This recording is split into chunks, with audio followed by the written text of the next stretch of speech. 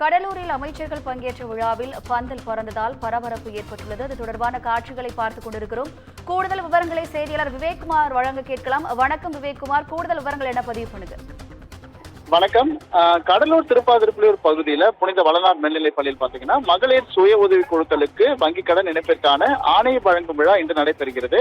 இந்த நிகழ்வுல தொழிலாளர் நலன் மற்றும் திருமணத்துறை அமைச்சர் சி வே கணேசன், அதே போல வேளாண் மற்றும் உழவர் நலத்துறை அமைச்சர் MRK பன்னீர்செல்வம் உள்ளிட்ட அமைச்சர்கள் பங்கேற்றனர். இந்த விழாவிற்கு முன்னதாக இந்த பகுதியில், அதாவது நிகழ்வு நடைபெறும் அரங்கிற்கு அருகில பொது சுகாதாரம் மற்றும் நோய் தடுப்பு மருந்து துறை சார்பில் சிறப்பு மருத்துவ முகாம் அமைக்கப்பட்டது. நகர ஆரம்ப சுகாதார நிலையம் சார்பில் இங்க முகாம் அமைக்கப்பட்டது.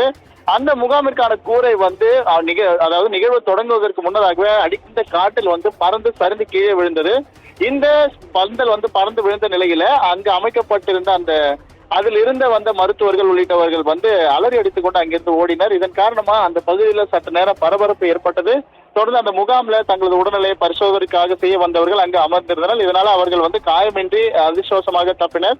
தொடர்ந்து அங்கு பாதுகாப்பு பணியில் இருந்து 50க்கும் மேற்பட்ட போலீசார் அந்த சரிந்து விழுந்த கூரையை உடனடியாக சரி செய்தனர். மேலும் அந்த பகுதியில இதன் காரணமா சற்று நேரம் பரபரப்பு ஏற்பட்டது. ஏனென்றால் இரண்டு அமைச்சர்கள் பங்கேற்ற இந்த நிகழ்வுல இது போன்ற நிகழ்ந்தது அங்கு பகுதியில் பெரும் பரபரப்பை ஏற்படுத்தியது.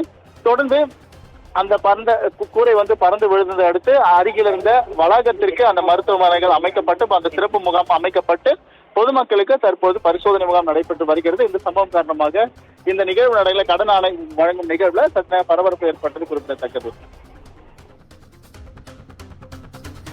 கூடுதல் விவரங்களுக்கு நன்றி விவேக்குமார்.